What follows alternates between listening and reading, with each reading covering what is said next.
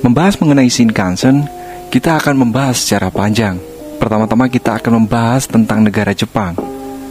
Seperti yang kita ketahui, negara Jepang terkenal akan jiwa pantang menyerahnya yang edan. Negara maju pertama yang berasal dari Asia tersebut memang terkenal dengan kegilaannya dalam menggapai cita-cita bangsa hingga kita kenal yang seperti sekarang. Pada Perang Dunia Pertama, Jepang juga menunjukkan keberhasilannya dalam menjadi negara superpower yang turut berkoalisi dalam Perang Dunia dalam melawan sekutu.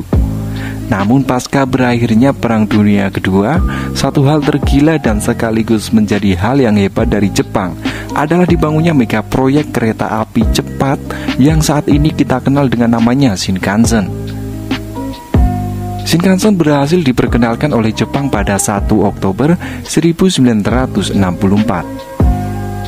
Pada perkenalan pertamanya, Jepang mampu membuat kereta api cepat ini melaju dengan kecepatan 210 km per jam, di mana pada saat itu belum ada satupun kereta api yang mampu melaju dengan kecepatan tersebut.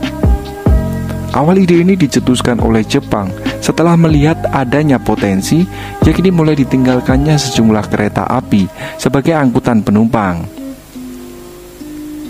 Seiring dengan pertumbuhan teknologi yang manusia ciptakan seperti penemuan mobil dan alat transportasi penerbangan, membuat kereta ini di belahan bumi barat khususnya mulai ditinggalkan dan difungsikan sebagai transportasi barang.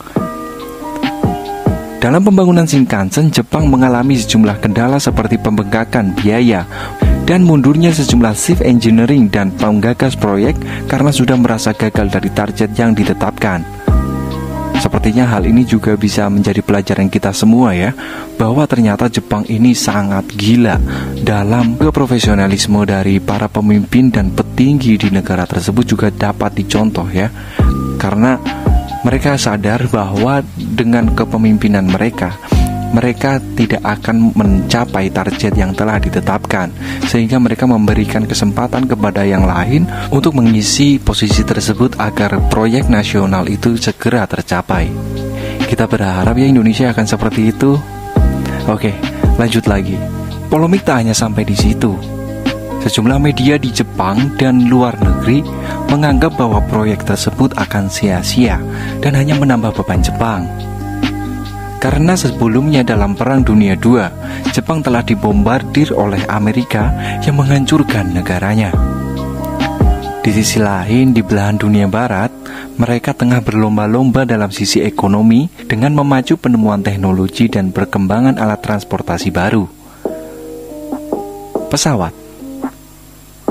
Pesawat memiliki popularitas yang tinggi ketimbang transportasi lainnya selama Perang Dunia II. Pesawat yang selama ini digunakan untuk alat perang, kini mulai dikembangkan sebagai alat transportasi komersil. Namun Jepang memiliki cara pandang yang berbeda. Mereka memiliki ide untuk menciptakan alat transportasi kereta api yang mampu menyaingi kecepatan dari pesawat terbang. Terlebih pada tahun 1964, Jepang menjadi tuan rumah Olimpiade yang bisa mereka manfaatkan untuk memperkenalkan proyek baru mereka. Singkat cerita, dengan semua kendala dalam pembangunan proyek tersebut, Jepang berhasil membangun proyek Tokaido Shinkansen-nya. Dalam pembangunan pertama tersebut, Jepang mampu menghubungkan kota Tokyo dan Osaka dengan jarak kurang lebih 500 km. Dengan menggunakan Shinkansen, mereka mampu menempuh Osaka ke Tokyo hanya dalam kurun waktu 2 jam. Sementara dalam Olimpiade yang digelar di Jepang, dunia dikemparkan dengan penemuan tersebut. Karena proyek Shinkansen tersebut telah berhasil dibangun oleh Jepang dan mampu mempersingkat waktu perjalanan layaknya menggunakan pesawat terbang. Ya bisa dibayangkan jarak 500 km itu seperti Jakarta-Semarang dan kamu hanya memerlukan waktu 2 jam dengan menggunakan Shinkansen. Dan itu terjadi pada tahun 1964. Kakek kalian lagi ngapain cuy? Di ladang ya cuy? Jepang udah bikin kayak gitu cuy. Oke, kita lanjut lagi ya. Dan singkat cerita, Tokyo yang menjadi pusat pemerintahan dan industri Jepang menjadi lokasi favorit oleh warganya untuk mengadu nasib.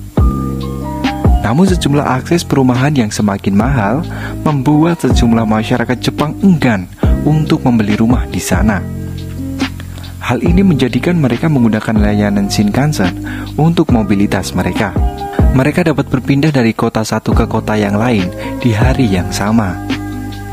Ibarat di Indonesia itu, ya itu tadi cuy, ketika kita rumahnya di Semarang, kemudian kita ke Jakarta, kita nggak perlu ngekos di sana, kita hanya memerlukan Shinkansen untuk sebagai alat transportasi, dan kita bisa balik deh, pulangnya ke Semarang lagi. Nah, kita lanjut lagi ya.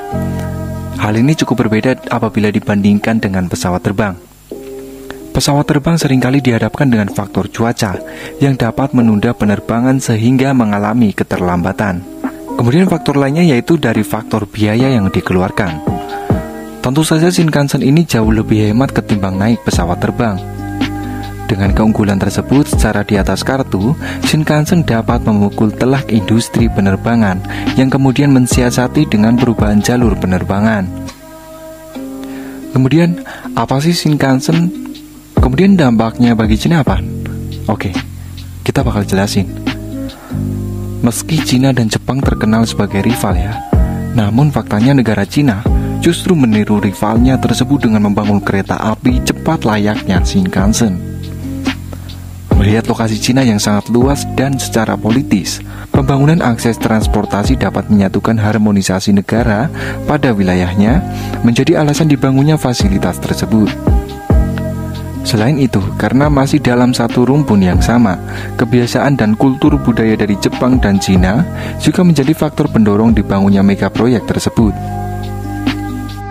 Kunci dari faktor majunya pertumbuhan ekonomi dan negara adalah dari sisi mobilitasnya. Ketika masyarakat dapat bermobilitas dengan mudah dan murah, maka bisa disimpulkan negara itu akan lebih mudah berkembang. Saat ini, Cina mampu menciptakan kereta api cepat maglev yang menggunakan elektromagnetik sebagai tenaga penggeraknya. Dan ini mampu menjadikan mereka menciptakan kereta lebih ramah lingkungan dan juga lebih cepat. Pada awal tahun 2021 lalu, Cina memperkenalkan maglev mereka yang mampu berjalan mencapai 600 km per jam dan melayang di udara. Penggunaan elektromagnetik menjadikan landasan baru kereta yang sebelumnya menggunakan roda, kini tidak perlu menggunakan roda. Sampai dengan hari ini, Cina juga telah menggarap berbagai mega proyek kereta api cepat di sejumlah negara. Tentu saja, ini menambah pendapatan negara Cina dengan memenangkan sejumlah tender pada mega proyek di sebuah negara. Infrastruktur Cina memang sudah dikenal dunia dengan kehebatannya. Mulai dari upah pekerja yang murah, kecepatan pembangunan proyek tersebut juga menjadi alasan tersendiri dari sejumlah negara yang memilih negara tirai bambu tersebut untuk menjadi vendor mereka. Jadi, pentingkah Indonesia memiliki kereta api cepat? Kita tunggu jawaban kamu di kolom komentar ya.